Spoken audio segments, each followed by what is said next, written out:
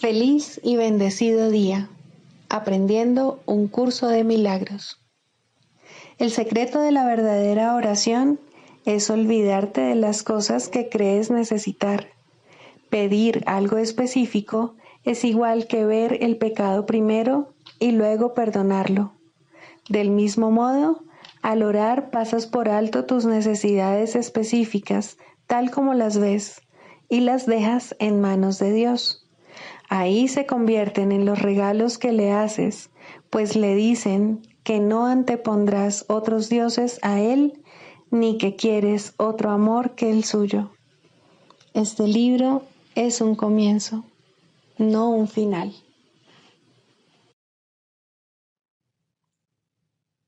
Del prefacio, que postula, párrafo 3. Del conocimiento y de la percepción surgen dos sistemas de pensamiento distintos que se oponen entre sí en todo. En el ámbito del conocimiento no existe ningún pensamiento aparte de Dios, porque Dios y su creación comparten una sola voluntad. El mundo de la percepción, por otra parte, se basa en la creencia en opuestos, en voluntades separadas y en el perpetuo conflicto que existe entre ellas y Dios. Lo que la percepción ve y oye parece real porque sólo admite en la conciencia aquello que concuerda con los deseos del perceptor. Esto da lugar a un mundo de ilusiones, mundo que es necesario defender sin descanso, precisamente porque no es real. Introducción. Este es un curso de milagros, es un curso obligatorio. Solo el momento en que decides tomarlo es voluntario. Tener libre albedrío no quiere decir que tú mismo puedas establecer el plan de estudios. Significa únicamente que puedes elegir lo que quieres aprender en cualquier momento dado. Este curso no pretende enseñar el significado del amor, pues eso está más allá de lo que se puede enseñar. Pretende, no obstante, despejar los obstáculos que impiden experimentar la presencia del amor, el cual es tu herencia natural. Lo opuesto al amor es el miedo, pero aquello que todo lo abarca no puede tener opuestos. Este curso puede, por lo tanto, resumirse muy simplemente de la siguiente manera. Nada real puede ser amenazado. Nada irreal existe. En esto radica la paz de Dios. Capítulo 1. El significado de los milagros. Primero, principios de los milagros. Principio 13. Los milagros son a la vez comienzos y finales, y así alteran el orden temporal. Son siempre afirmaciones de renacimiento que parecen retroceder, pero que en realidad van hacia adelante. Cancelan el pasado en el presente y así liberan el futuro. Capítulo 14. Las enseñanzas en favor de la verdad. Cuarto, tu papel en la expiación. Cuando aceptas la inocencia de un hermano, ves la expiación en él, pues al proclamarla en él, haces que sea tuya y ves lo que buscabas. Mas no verás el símbolo de la inocencia de tu hermano refulgiendo en él, mientras todavía creas que no se encuentra en él. Su inocencia es tu expiación. Concédesela y te darás cuenta de la verdad de lo que has reconocido. No obstante, para que la verdad pueda ser recibida, tiene primero que ofrecerse, del mismo modo en que Dios se la dio primero a su Hijo. El primero en el tiempo no significa nada, pero el primero en la eternidad es Dios el Padre, quien es a la vez primero y uno. Más allá del primero no hay ningún otro, pues no hay ninguna secuencia, ni segundo ni tercero, ni nada excepto el primero. Tú, que perteneces a la primera causa, que fuiste creado por Él a su semejanza y como parte de Él, eres mucho más que simplemente inocente.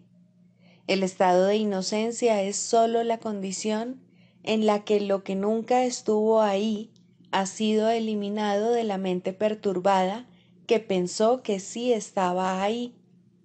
Ese estado, y sólo ese estado, es el que tienes que alcanzar con Dios a tu lado, pues hasta que no lo alcances, seguirás creyendo que estás separado de Él. Tal vez sientas su presencia a tu lado, pero no podrás saber que eres uno con Él. Esto no se puede enseñar. El aprendizaje se ocupa únicamente de la condición en la que ello ocurre por su cuenta. Cuando hayas permitido que todo lo que empaña a la verdad en tu santísima mente sea deshecho y, consecuentemente, te alces en gracia ante tu Padre, Él se dará a sí mismo a ti como siempre lo ha hecho. Darse a sí mismo es lo único que Él sabe, y así todo conocimiento consiste en eso, pues lo que Él desconoce no existe y, por consiguiente, no se puede dar. No pidas ser perdonado, pues eso ya se te concedió. Pide más bien cómo aprender a perdonar y a restituir en tu mente inmisericordia lo que siempre ha sido. La expiación se vuelve real y visible para los que la ponen en práctica. Esa es tu única función en la tierra y debes aprender que eso es lo único que te interesa aprender. Hasta que no lo aprendas, te sentirás culpable, pues en última instancia, y sea cual fuere la forma en que tu culpabilidad se manifieste, ésta procede de no llevar a cabo tu función en la mente de Dios con toda tu mente. ¿Cómo ibas a poder escapar de esa culpabilidad si dejas de cumplir tu función aquí? No tienes que comprender lo que es la creación para hacer lo que tienes que hacer antes de que ese conocimiento cobre sentido para ti. Dios no rompe barreras, pues no las creó. Cuando las abandonas, desaparecen. Dios no puede fracasar, pues jamás ha fracasado en nada. Decide que Dios está en lo cierto con respecto a ti y que eres tú el que está equivocado. Él te creó de sí mismo, si bien dentro de sí mismo. Él sabe lo que eres. Recuerda que no hay alternativa a Él. No puede haber nadie, por lo tanto, que no goce de su santidad, ni nadie que no merezca su amor perfecto. No dejes de llevar a cabo tu función de amar en un lugar falto de amor que fue engendrado de las tinieblas y el engaño, pues así es como se deshacen las tinieblas y el engaño. No te falles a ti mismo, antes bien, ofrécele a Dios y a ti mismo su irreprochable Hijo.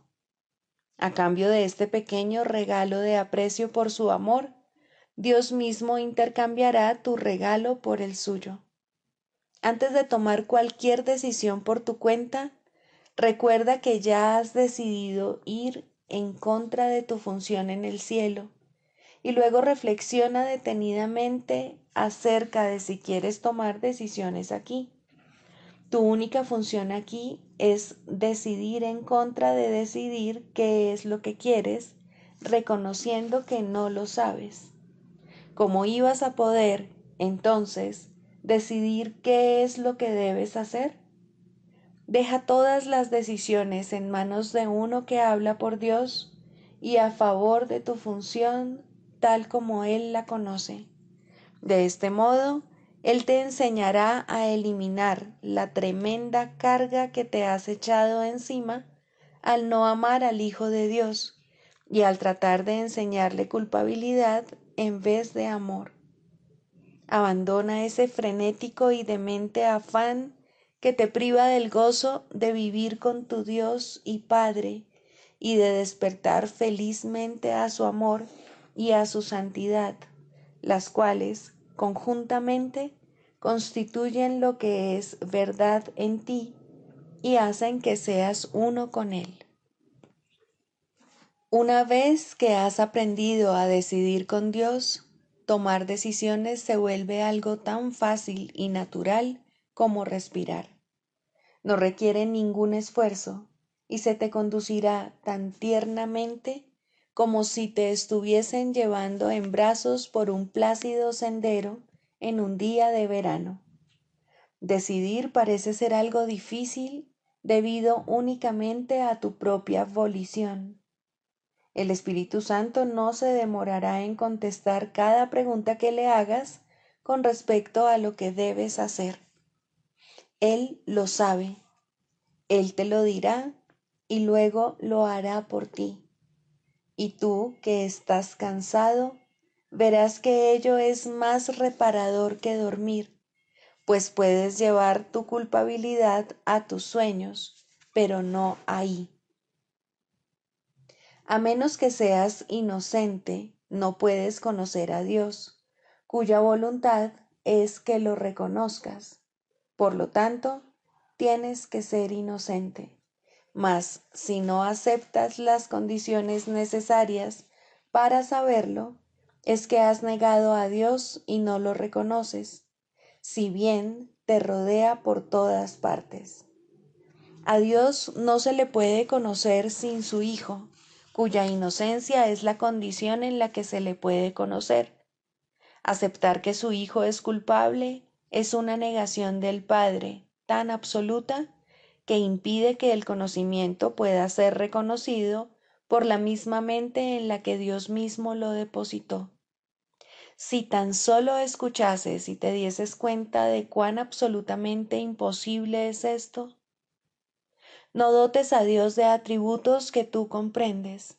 Tú no lo creaste, y cualquier cosa que comprendas no forma parte de Él. Tu tarea no es construir la realidad. La realidad está aquí sin que tú la hayas tenido que construir, pero no sin ti. Tú, que has tratado de renunciar a ti mismo y que tampoco has valorado a Dios, escúchame hablar en favor de ti y de Él. No puedes comprender cuánto te ama tu Padre, pues en tu experiencia mundana no hay paralelo que te pueda ayudar a comprenderlo. En la tierra no hay nada comparable, ni nada que jamás hayas sentido, aparte de Él, se parece en lo más mínimo a su amor. Tú no puedes ni siquiera dar una bendición con perfecta dulzura. ¿No te gustaría conocer a uno que da para siempre y que lo único que sabe es dar? Los hijos del cielo viven en la luz de la bendición de su Padre, pues saben que están libres de pecado. La expiación fue establecida como un medio de restaurar la inocencia en las mentes que la habían negado y que, por lo tanto, se habían negado el cielo a sí mismas. La expiación te muestra la verdadera condición del Hijo de Dios. No te enseña lo que eres o lo que tu Padre es. El Espíritu Santo, que lo recuerda por ti, te enseña sencillamente a eliminar los obstáculos que se interponen entre ti y lo que sabes. Su memoria es tuya. Si recuerdas lo que has fabricado, estarás recordando lo que no es nada. El recuerdo de la realidad se encuentra en él y, por lo tanto, en ti. Los culpables y los inocentes son totalmente incapaces de entenderse entre sí.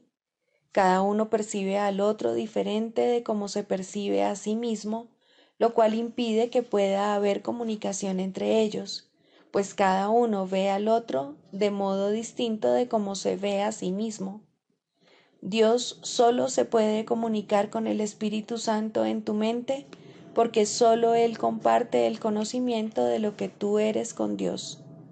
Y solo el Espíritu Santo puede contestarle a Dios por ti, porque solo Él sabe lo que es Dios. Todo lo demás que has puesto dentro de tu mente no existe, pues lo que no está en comunicación con la mente de Dios jamás ha existido. La comunicación con Dios es vida. Sin ella, nada puede existir en absoluto.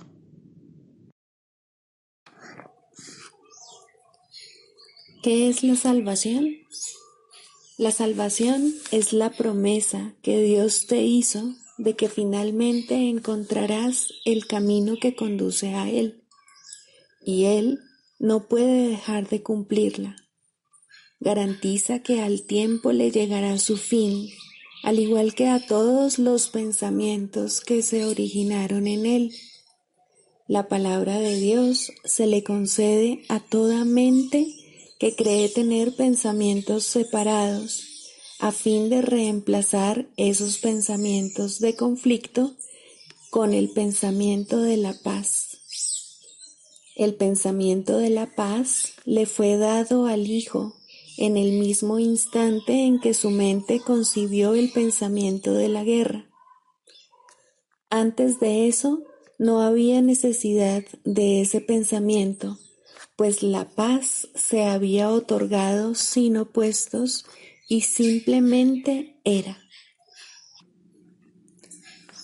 Una mente dividida, no obstante, tiene necesidad de curación, y así, el pensamiento que tiene el poder de subsanar la división pasó a formar parte de cada fragmento de la mente que seguía siendo una, pero no reconocía su unidad. Al no conocerse a sí misma, pensó que había perdido su identidad. La salvación es un deshacer en el sentido de que no hace nada, al no apoyar el mundo de sueños y de malicia. De esta manera, las ilusiones desaparecen. Al no prestarles apoyo, deja que simplemente se conviertan en polvo, y lo que ocultaban queda ahora revelado, un altar al santo nombre de Dios, donde su palabra está escrita con las ofrendas de tu perdón depositadas ante Él, y tras ellas, no mucho más allá, el recuerdo de Dios. Acudamos diariamente a este santo lugar y pasemos un rato juntos. Ahí compartimos nuestro sueño final. Es este un sueño en el que no hay pesares, pues contiene un atisbo de toda la gloria que Dios nos ha dado. En él se ve brotar la hierba, los árboles florecer y los pájaros hacer sus nidos en su ramaje. La tierra nace de nuevo desde una nueva perspectiva. La noche ya pasó y ahora nos hemos unido en la luz. Desde ahí le extendemos la salvación al mundo, pues ahí fue donde la recibimos. El himno que llenos de júbilo entonamos, le proclama al mundo que la libertad ha retornado, que al tiempo casi le ha llegado su fin y que el Hijo de Dios tan solo tiene que esperar un instante antes de que su Padre sea recordado, los sueños hayan terminado, la eternidad haya disuelto al mundo con su luz y el cielo sea lo único que exista.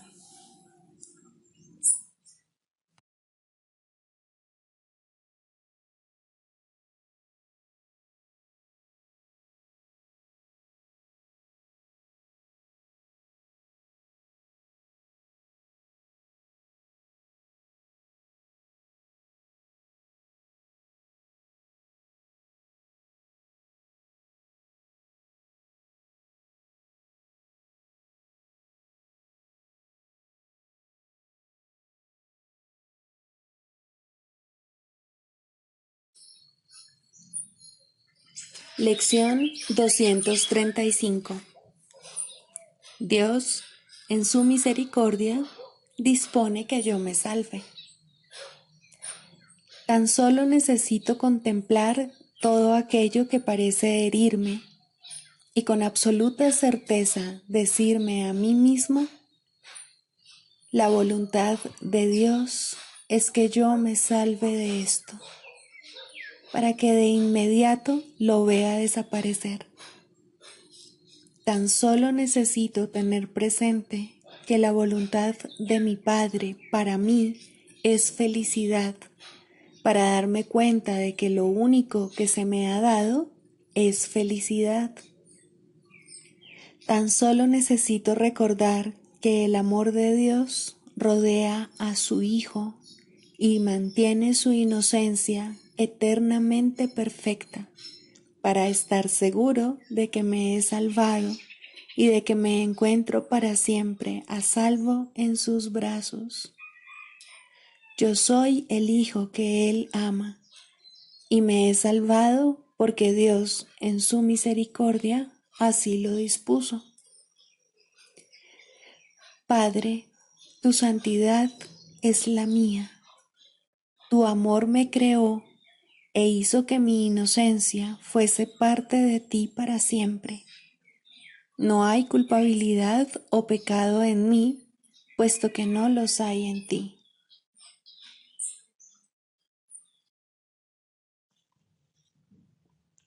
Del Manual para el Maestro, pregunta 4. ¿Cuáles son las características de los maestros de Dios? 3. Tolerancia. Los maestros de Dios no juzgan. Juzgar es ser deshonesto, pues es asumir un papel que no te corresponde. Es imposible juzgar sin engañarse uno a sí mismo. Juzgar implica que te has engañado con respecto a tus hermanos. ¿Cómo entonces no te ibas a haber engañado con respecto a ti mismo? Juzgar implica falta de confianza, y la confianza sigue siendo la piedra angular de todo el sistema del pensamiento del Maestro de Dios. Si la pierde, todo su aprendizaje se malogra. Sin juicios, todas las cosas son igualmente aceptables, pues en tal caso, ¿quién podría juzgarlas? Sin juicios, todos los hombres son hermanos, pues en ese caso, ¿quién se encontraría aparte? Juzgar destruye la honestidad y quebranta la confianza. El Maestro de Dios no puede juzgar y al mismo tiempo espera aprender.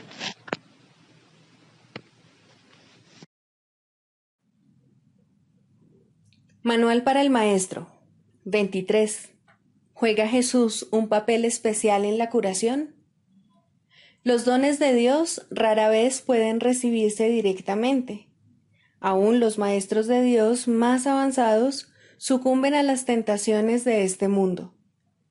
¿Sería justo entonces que se le negara la curación a sus alumnos por esa razón? La Biblia dice: pide en el nombre de Jesucristo. ¿Es esto simplemente una invocación a la magia? Un nombre no cura, ni tampoco puede una invocación generar ningún poder especial. ¿Qué significado puede tener entonces apelar a Jesucristo? ¿Qué confiere el invocar su nombre? ¿Por qué forma parte de la curación pedir en su nombre? Hemos repetido en muchas ocasiones que alguien que haya aceptado perfectamente la expiación para sí mismo puede sanar el mundo. En efecto, ya lo ha hecho. La tentación podrá volver a acosar a otros, pero nunca a ese. Él se ha convertido en el Hijo de Dios resucitado. Ha vencido a la muerte al haber aceptado la vida. Se ha reconocido a sí mismo tal como Dios lo creó, y al hacerlo, ha reconocido que toda cosa viviente forma parte de él. Ahora su poder es ilimitado porque es el poder de Dios. De esta manera, su nombre se ha convertido en el nombre de Dios, pues ya no se considera a sí mismo separado de él. ¿Qué significa esto para ti? Significa que al recordar a Jesús, estás recordando a Dios. Toda la relación del Hijo con el Padre radica en Jesús. Su papel en la filiación es también el tuyo, y el hecho de que Él completó su aprendizaje garantiza tu éxito. ¿Se encuentra Él aún disponible para venir en tu ayuda? ¿Qué dijo Él mismo al respecto? Recuerda sus promesas y pregúntate honestamente si sería posible que no las fuese a cumplir. ¿Puede Dios fallarle a su Hijo? ¿Y puede quien es uno con Dios ser distinto de Él? El que trasciende el cuerpo trasciende también toda limitación. ¿Cómo no iba a estar disponible el más grande de los maestros para aquellos que lo siguen? El nombre de Jesucristo como tal no es más que un símbolo, pero representa un amor que no es de este mundo. Es un símbolo que se puede usar sin riesgo para reemplazar a los innumerables nombres de todos los dioses a los que imploras. Constituye el símbolo resplandeciente de la palabra de Dios, tan próximo a aquello que representa, que el ínfimo espacio que hay entre ellos desaparece en el momento en que se evoca su nombre. Recordar el nombre de Jesucristo es dar gracias por todos los dones que Dios te ha dado. Y la gratitud hacia Dios se convierte en la manera en que Él es recordado, pues el amor no puede estar muy lejos de una mente y un corazón agradecidos. Dios puede entonces entrar fácilmente, porque estas son las verdaderas condiciones que hacen posible tu retorno al hogar. Jesús ha señalado el camino, ¿por qué no habrías de estarle agradecido? Te ha pedido amor, mas solo para Él poder dártelo a ti. Tú no te amas a ti mismo, pero para Jesús, tu hermosura es tan absoluta e inmaculada que ve en ella la imagen de su Padre. Tú te conviertes en el símbolo de su Padre aquí en la tierra. Él tiene sus esperanzas puestas en ti porque no ve límites en ti, ni mancha alguna que opaque tu hermosa perfección. La visión de Cristo resplandece en sus ojos con perfecta constancia. Él ha permanecido contigo. ¿No te gustaría aprender la lección de la salvación valiéndote de lo que Él ya aprendió? ¿Para qué empezar de nuevo cuando Él ya recorrió la jornada por ti? Nadie en la tierra puede entender plenamente lo que es el cielo, ni cuál es el verdadero significado de su Creador. Sin embargo, tenemos testigos. A ellos es a quienes el que es sabio debe acudir. Han existido personas cuyo conocimiento sobrepasó con mucho lo que nosotros podemos aprender, y no queremos enseñar las limitaciones que nos hemos impuesto. Nadie que se haya convertido en un maestro de Dios verdadero y completamente dedicado se olvida de sus hermanos. Lo que les puede ofrecer, no obstante, se ve limitado por lo que él mismo ha aprendido. Dirígete entonces hacia uno que abandonó todo límite y fue más allá del alcance más elevado que el aprendizaje puede ofrecer. Él te llevará consigo, pues no llegó hasta allí solo. Estabas con él entonces, tal como lo estás ahora. Este curso procede de él, porque sus palabras llegan a ti en un lenguaje que puedes amar y comprender. ¿Puede haber otros maestros que señalen el camino a aquellos que hablan lenguas distintas y recurren a símbolos diferentes? Por supuesto que sí. ¿Dejaría Dios a uno solo de sus hijos sin una ayuda muy real en tiempos de tribulación, sin un Salvador que lo representase? Aún así, necesitamos un programa de estudios polifacético, no porque el contenido sea diferente, sino porque los símbolos tienen que modificarse y cambiar para poder ajustarse a las diferentes necesidades. Jesús ha venido a responder las tuyas. En Él hallarás la respuesta de Dios. Enseña, entonces, con Él, pues Él está contigo. Él siempre está aquí. Clarificación de términos. 5. Jesús Cristo. No necesitas ayuda para entrar en el cielo, pues jamás te ausentaste de él, pero sí necesitas una ayuda que proceda de más allá de ti, pues te encuentras limitado por falsas creencias con respecto a tu identidad, la cual solo Dios estableció en la realidad. Los ayudantes que se te proveen varían de forma, aunque ante el altar son uno solo. Más allá de cada uno de ellos se encuentra un pensamiento de Dios, y esto jamás ha de cambiar. Pero sus nombres difieren por un tiempo, puesto que el tiempo necesita símbolos, siendo de por sí irreal.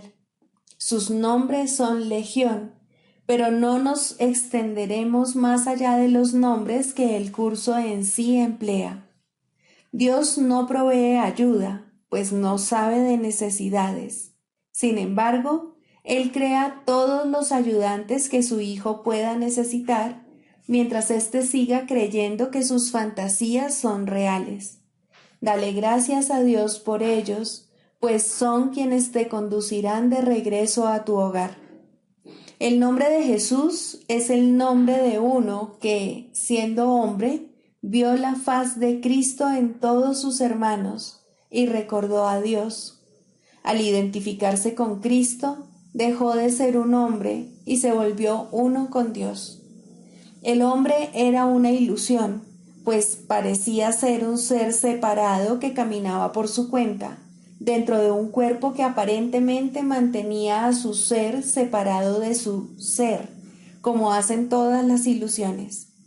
Pero, ¿quién puede salvar a menos que, al ver las ilusiones, las identifique como lo que son? Jesús sigue siendo un Salvador, porque vio lo falso y no lo aceptó como la verdad. Cristo necesitó su forma para poder presentarse ante los hombres y salvarlos de sus ilusiones. En su completa identificación con el Cristo, el perfecto Hijo de Dios, su única creación y su felicidad, por siempre como Él y uno con Él, Jesús se convirtió en lo que todos vosotros no podéis sino ser. Mostró el camino para que le siguieras. Él te conduce de regreso a Dios porque vio el camino ante sí y lo siguió. Jesús hizo una clara distinción, todavía velada para ti, entre lo falso y lo verdadero. Te ofreció una demostración palpable de que es imposible matar al Hijo de Dios y de que el pecado, la maldad, la malicia, el miedo o la muerte no pueden alterar su vida en modo alguno. Todos tus pecados, por lo tanto, te han sido perdonados, ya que jamás tuvieron consecuencia alguna, y así no fueron más que sueños. Levántate con aquel que te mostró esto, ya que se lo debes por haber compartido contigo tus sueños para que pudieran ser disipados, y todavía los comparte para mantenerse en unión contigo. ¿Es Él el Cristo? Por supuesto que sí, junto contigo. Su vida en la tierra no fue lo suficientemente larga como para poder enseñar la poderosa lección que aprendió por todos vosotros. Mas Él permanecerá contigo para conducirte desde el infierno que tú hiciste hasta Dios. Y cuando unas tu voluntad a la suya, verás a través de su visión, pues los ojos de Cristo se comparten. Caminar con Él es algo tan natural como caminar con un hermano al que conoces desde que naciste, pues eso es en verdad lo que Él es. Se han hecho amargos ídolos de aquel que solo quiere ser un hermano para el mundo. Perdónale tus fantasías y comprende lo mucho que amarías a un hermano así, pues Él por fin le brindará descanso a tu mente y la llevará contigo ante tu Dios. ¿Es Él el único ayudante de Dios? Por supuesto que no, pues Cristo adoptará muchas formas con diferentes nombres hasta que se reconozca la unidad de todas ellas. Mas para ti, Jesús es el portador del único mensaje de Cristo acerca del amor de Dios. No tienes necesidad de ningún otro. Es posible leer sus palabras y beneficiarse de ellas sin aceptarle en tu vida, mas Él te ayudaría todavía más si compartieses con Él tus penas y alegrías y renunciases a ambas para hallar la paz de Dios. Con todo, lo que Él quiere que aprendas más que nada sigue siendo la lección que vino a enseñar, la cual reza así: la muerte no existe porque el Hijo de Dios es como su Padre. No puedes hacer nada que pueda alterar el amor eterno. Olvida tus sueños de pecado y de culpabilidad, y en su lugar ven conmigo a compartir la resurrección del Hijo de Dios, y trae contigo todos aquellos que Él te ha enviado para que cuides de ellos, como yo cuido de ti. Psicoterapia. Segundo, el proceso de la psicoterapia. Introducción. La psicoterapia es un proceso que cambia la visión del yo. A lo sumo, este nuevo yo es un concepto de sí mismo más beneficioso, pero no puede esperarse que la psicoterapia establezca qué es realidad. Esa no es su función. Si logra abrirle paso a la realidad, ha alcanzado su máximo éxito. Toda su función, al final, consiste en ayudar al paciente a manejar un error fundamental: la creencia de que la ira le ofrece algo que en realidad desea y de que al justificar el ataque se está protegiendo a sí mismo. En la medida en que llegue a darse cuenta de que esto es un error, en esa misma medida se ha salvado realmente. Los pacientes no entran en una relación terapéutica con este objetivo en mente. Por el contrario, tales conceptos significan poco para ellos o no necesitarían ayuda. Su objetivo es ser capaces de conservar su concepto del yo exactamente como está, pero sin el sufrimiento que ello conlleva. Todo su equilibrio descansa sobre la insensata creencia de que esto es posible, y como resulta tan claramente imposible para la mente sana, lo que buscan es magia.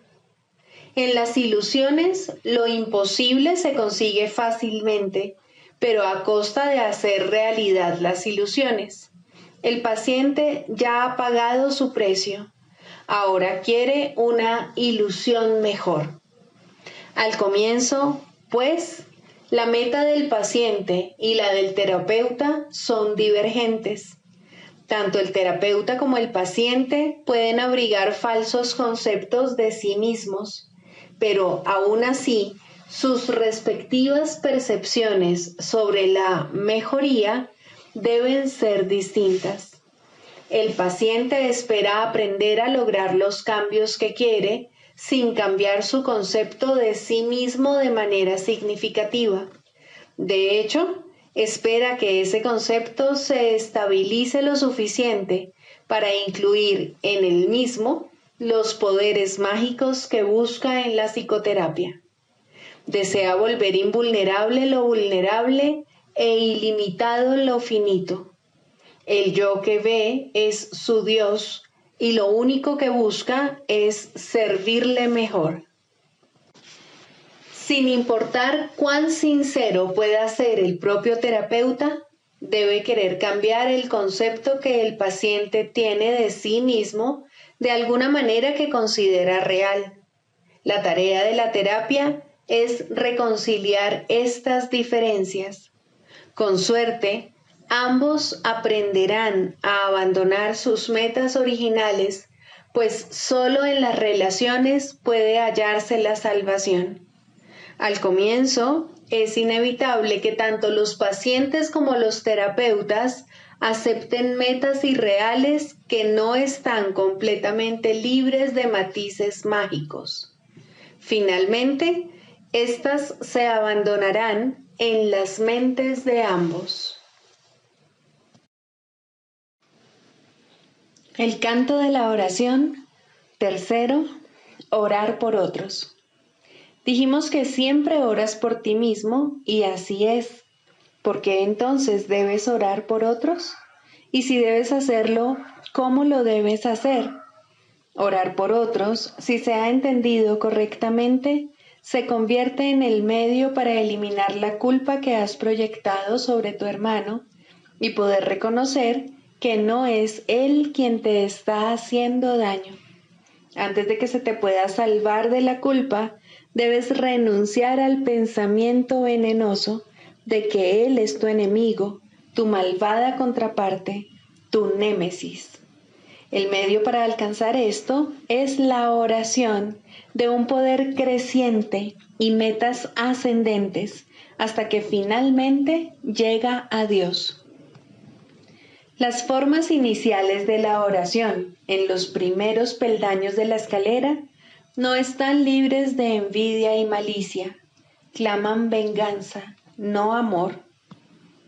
Tampoco proceden de alguien que entiende que son peticiones de muerte hechas con miedo por quienes atesoran la culpa. Invocan a un Dios vengativo y es Él quien parece contestarles. Nadie puede pedir el infierno para otro y él mismo librarse de él. Solo aquellos que están en el infierno pueden pedir el infierno. Pero aquellos que han sido perdonados y han aceptado su perdón, jamás podrían orar de esa manera. En estos niveles, pues, la meta del aprendizaje no es otra cosa que reconocer que la respuesta a cualquier oración será idéntica a la forma en que la oración se hizo. Eso es suficiente. A partir de ahí, el paso a los siguientes niveles será fácil. El próximo ascenso comienza con esto. Lo que he pedido para mi hermano no es lo que querría para mí. Por lo tanto, lo he convertido en mi enemigo. Es evidente que este paso no lo puede dar quien no ve la liberación de otros como algo ventajoso y de valor para sí mismo.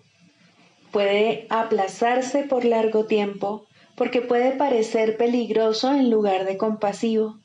Para los culpables, ciertamente, parece una ventaja tener enemigos y este imaginado beneficio debe desaparecer si es que se ha de liberar a los enemigos. La culpa se debe abandonar, no ocultar. Esto no se puede hacer sin cierto dolor y tener un atisbo de la naturaleza misericordiosa de este paso puede llevar por algún tiempo a un profundo retraimiento en el miedo, pues las defensas del temor son temibles en sí mismas y cuando se reconocen traen el miedo con ellas. No obstante, ¿qué ventaja le ha reportado jamás a un prisionero la ilusión del escape? Su verdadero escape de la culpa radica únicamente en el reconocimiento de que la culpa ha desaparecido. Mas, ¿cómo puede reconocerse esto mientras la oculte en otro y no vea que es la suya propia? El miedo a escapar hace difícil dar la bienvenida a la libertad y convertir a un enemigo en carcelero parece ofrecer seguridad. ¿Cómo, entonces, se le puede librar sin que se apodere de ti un profundo miedo? Has hecho de él tu salvación y tu escape de la culpa. Tu inversión en esta forma de escape es enorme y el miedo de renunciar a ella es grande en verdad.